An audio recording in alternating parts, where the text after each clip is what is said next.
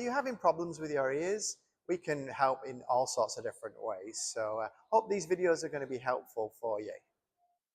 Hi, I'm Steve Foster. I'm the Clinical Director for Hear Again. I'm just want to talk to you today about hearing testing. So if you've never been for your hearing tested, might be wondering what's actually going to be involved as far as that's concerned. So in our hearing clinics, we always do hearing checks, free hearing checks if you've never had your hearing tested before, which is actually something that's very, very straightforward. Ultimately, a hearing check is just to find out if your hearing is at a normal level or if there is some hearing loss there. And what it involves is putting some headphones on, or we put some little sponge little headphones into your ears, and then we would do a test, play some little beeps and squeaks and things, and find out what you can and can't hear. And what it involves is you'll be given a little button, something like this, and you push a little button every time you hear a sound. It's very straightforward, and it allows us to find out what sounds you can hear and which sounds are too quiet for you. Now, doing that test is kind of like a pass-fail test, really. We find out what sounds you can hear comfortably and which sounds you would be missing.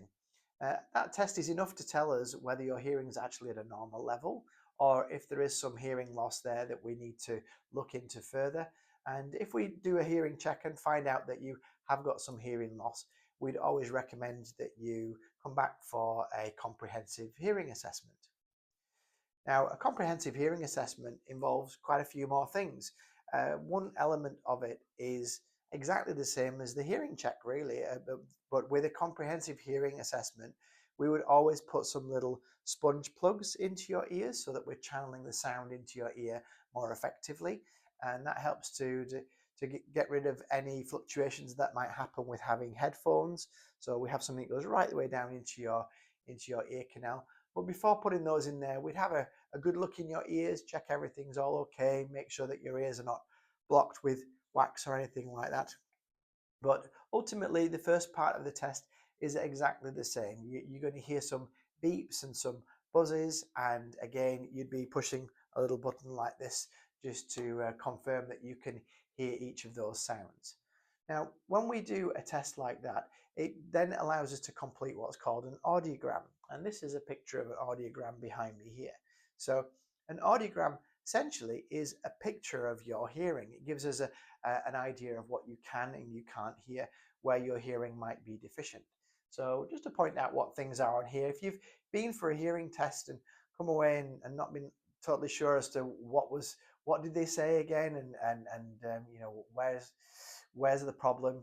So this is a picture of your hearing. So the results in red are results for your right ear, and the results in blue are the results for your left ear. Now, quite often you'll see the two graphs side by side like this, and they're nearly always swapped around the wrong way around. And the reason for this is this is to do with how we look at you while we're talking to you. So as a clinician, if I'm talking to you, your right ear is actually on my left side. So that's why the right ear is on the left here. A bit confusing, I know, but that's so throughout the whole of fitting hearing aids and everything that we do, the right side for us is always on the left. So the top of this graph is a really, really quiet sound, and we get louder and louder and louder as we work our way down. So the very, very top of this graph, really, really quiet sound, louder and louder as we get down to the bottom. So the very bottom of this graph here, that will be the very loudest sounds you'd want to tolerate. The left side of the graph is actually a very low pitched sound, a very deep rumble, and then we get higher and higher pitched as we move over to the right, just like a piano keyboard really, from low pitched to high pitched. Now on this graph, you'll see we've got some blue crosses there, and we've got some red circles. So those represent the very quietest sound that you were able to pick up while you were doing the hearing test. So that tells us what sounds you can hear and what sounds are too quiet for you. So on this graph, anything above the line are sounds that are now too quiet for you. You're not able to pick those up. But anything below the line is loud enough that you can hear it. So essentially, this line tells us the point where your hearing starts. Now, for this particular individual here, what this is showing in the right ear is in the very low pitched sounds. Their hearing is actually at a normal level. We class anything from 15 decibels upwards, and 15 decibels is about here. So 15 decibels and above, we class as being normal for adults. So those four results there are all in the normal range. So this person can hear low pitched sounds with no problems. As we go up the scale, as things get higher and higher pitched, their hearing is dropping further down. And this is actually dropping down to what we class to be a moderate level in the high-pitched sounds. Now, on this graph, we also have this little blue band here. So that little blue band shows where normal speech sounds are. So we have vowel sounds and voiced consonants, so sounds like M, N, D, B, L, R, things like that are all in the lower pitch range, and they're all over this side of the graph. High-pitched sounds like S's and T's, H's, F's, they're all over towards the right side, and they're quite quiet as well, so they're higher up on the graph. So what this allows us to see is which elements of speech you can hear and which elements you're missing. So again, this person here would be able to hear all the vowel sounds, but they would be missing sounds like K, T, F, S, TH. Now, essentially what that means is that they would lose out on the clarity of people's speech. That when someone's talking to them, they'll know that they're talking because they can hear all of the vowel sounds, but they would miss the beginnings and the end, some of the beginnings and the endings of the word. So, for example, the word cat, if someone was to say cat, essentially all they would hear is ah. They'd only hear the vowel sound. They wouldn't hear the beginning or the ending of it. Now that means that when people are talking, you know that they're talking, but you can't make out everything that they're saying. So it would sound a bit like they're mumbling. If we look at the left ear, we've got a similar sort of thing. But the left ear is dropping down a bit further than the right. Quite often we find when we're doing hearing tests with people, the ears are very, very similar, but there will be a little bit of a difference between the two. If there is a big difference between the two ears, that is always something that would be of some concern for us. So we would want to get that checked out further if that was the case. So the first test is just hearing beeps and squeaks, pushing a button every time that you can hear a sound. We will then do another test that we call bone conduction testing, which involves putting a little vibrating pad just behind the ear. It just presses onto the mastoid bone, which is just behind the ear. And what that does is it puts sound directly into the hearing nerve. It bypasses the outer parts of the hearing system and it goes straight to the hearing nerve at the end of the system.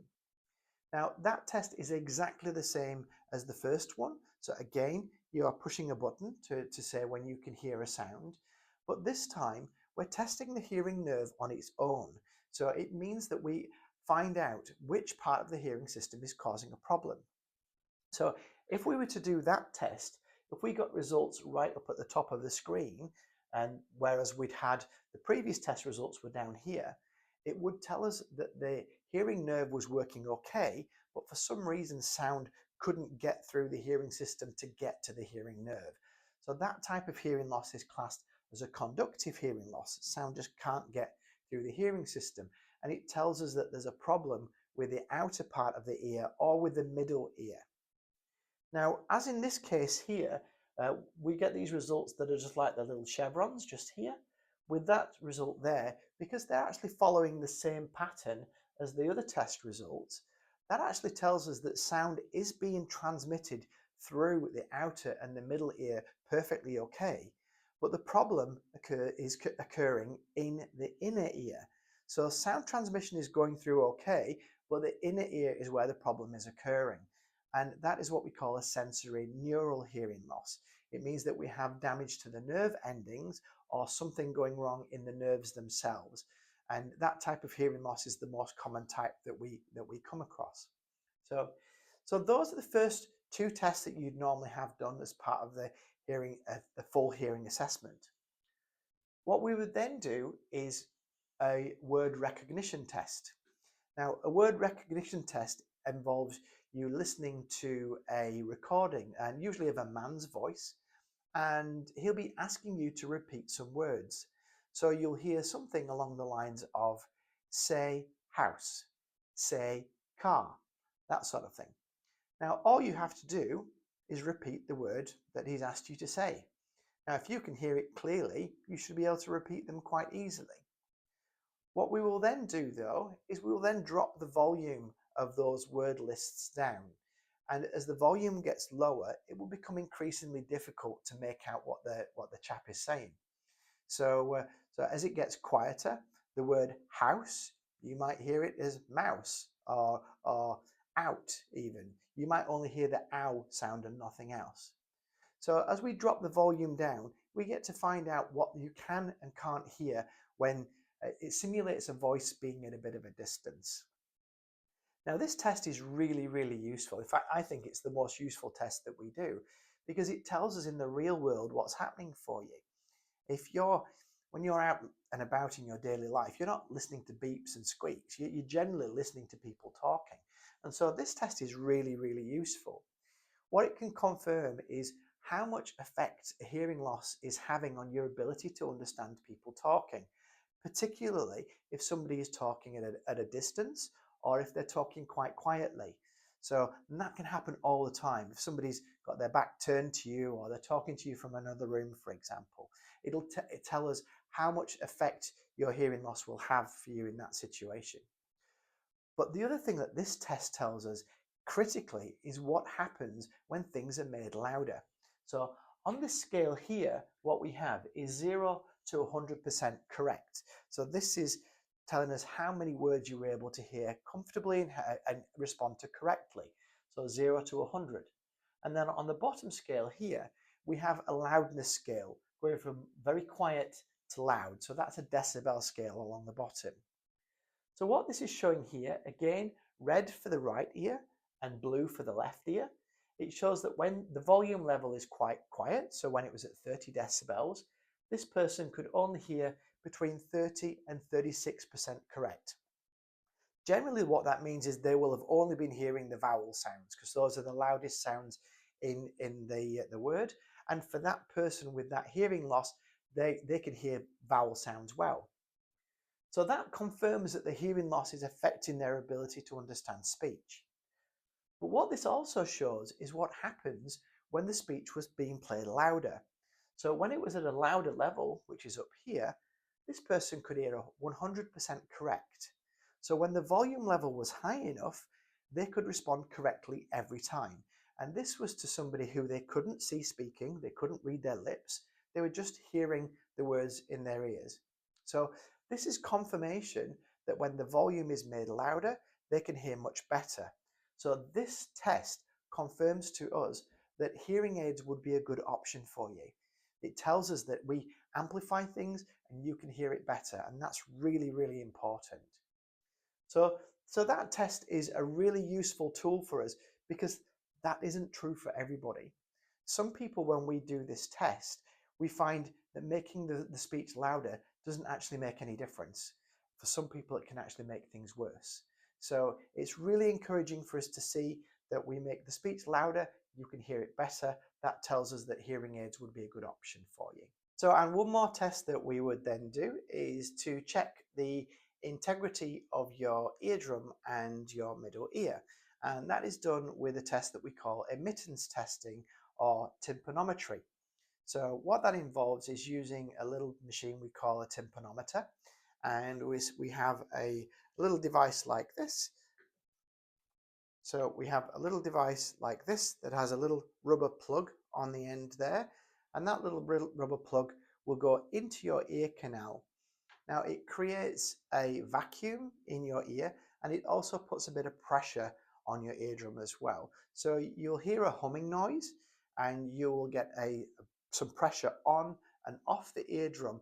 And what this test does is it allows us to find out how your eardrum responds to changes in pressure, and how much sound the eardrum can absorb when pressure is put on and off it.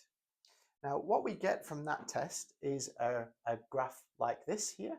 So this little graph is showing how your eardrum responds to changes in pressure. So the little peak that we have right here is the point at where your eardrum is absorbing the most amount of sound. Now, the little peak ideally should be close to the zero line, which is right here. The zero line is right there. So the zero line shows where normal atmospheric pressure is in this room.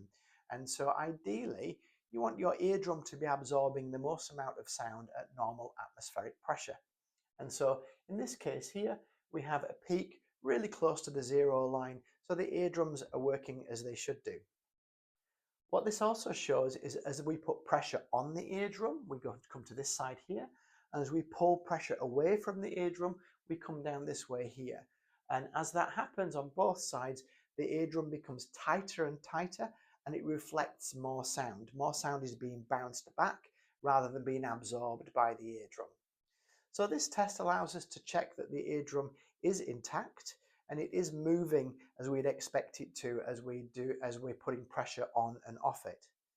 Now, if we got a flat line when we did that test there, that would show us that the eardrum isn't flexing, it isn't moving as it should do. So we often get a result like that if there is some fluid behind the eardrum, if there's something that's stopping the eardrum from moving, or for example, if there was a piece of wax stuck to the eardrum, again, we might get a result like that.